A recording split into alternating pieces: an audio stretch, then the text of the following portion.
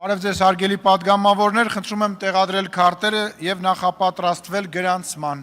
8-րդ գումարման ազգային ժողովի վերջին նիստն է։ 13 օրից այն կդադարի գործել։ Օգոստոսի 2-ին կկազմավորվի 9-րդ գումարման ազգային ժողովը, որը կունենա 105 պատգամավոր։ Նոր խորհրդարանում քաղաքացիական պայմանագիրը կստանա 64 մանդատ, ուժեղ Հայաստանը 29, Հայաստան դաշինքը 12։ Ազգային ժողովն իր կազմից ընտրելու է ազգային ժողովի նախագահ եւ նրա 3 տեղակալներին, որոնցից մեկն ընդդիմադիր ուժեղ Հայաստան դաշինքից պետք է լինի։ Քաղաքացիական պայմանագիրն արդեն ընտրել է իր թեկնածուներին։ Ազգային ժողովի նախագահ կդառնան Ռուբեն Ռուբինյանը, տեղակալներ Վահագն Ալեքսանյանն ու Հայկ Կոնջորյանը։ Ազգային ժողովի փոխոսնակի պաշտոնում ընդդիմադիրների թեկնածուի անունը դեռևս հայտնի չէ։ Ես ուզում եմ շնորհակալություն հայտնել պարոն Սիմոնյանին մեր քաղաքական թիմը առաջնորդելու համար։ Հատկանշական է, որ Հայաստանի ազգային ժողովը կազմավորումից ի վեր 14 նախագահ է ունեցել եւ նրանցից միայն մեկը Ալեն Սիմոնյանն է պաշտոնավարել մինչեւ ժամկետի ավարտը։ Ամենակարճը պաշտոնավարել է խորհրդարանի ժամանակավոր խոսնակ Հրայր Կարապետյանը, ընդամենը 4 օր 2008-ի սեպտեմբերի 26-ից 29, իսկ ընտրված ազգային ժողովի նախագահներից ամենակարճը պաշտոնավարել է Կարեն Դեմիրճյանը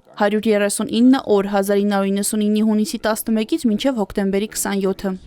Մինչև ազգային ժողովի նախագահի ընտրվելն առաջին նիստը նախագահում է տարիքով ավագ պատգամավորը։ Նստաշրջանի բացման առթիվ ողջույնի ելույթի իրավունք ունեն հանրապետության նախագահը եւ ամենայն հայոց կաթողիկոսը։ Նշենք, որ Մայրաթորը նիստին մասնակցելու հրավեր դեռևս չի ստացել։ Խորհրդարանը վերջին նիստի ժամանակ հաստատեց նաեւ պատգամավորների երթման նոր տեքստը։ Հանուն Հայաստանի Հանրապետության հարատևության, անկախության, ինքնիշխանության եւ հզորացման երդվում եմ բարեխղճորեն կատարել ժողովրդի ներկայացուցչի պարտականություններս, պահպանել Հայաստանի Հանրապետության սահմանադրությունը եւ օրենքները, նպաստել Հայաստանի Հանրապետության պետականության ամրապնդմանը եւ շահերի պաշտպանությանը, անել ամեն ինչ քաղաքացիական համերաշխության, Հայաստանի Հանրապետության քաղաքացիների անվտանգության եւ բարեկեցության, մարդու իրավունքների եւ ազատությունների պաշտպանության համար։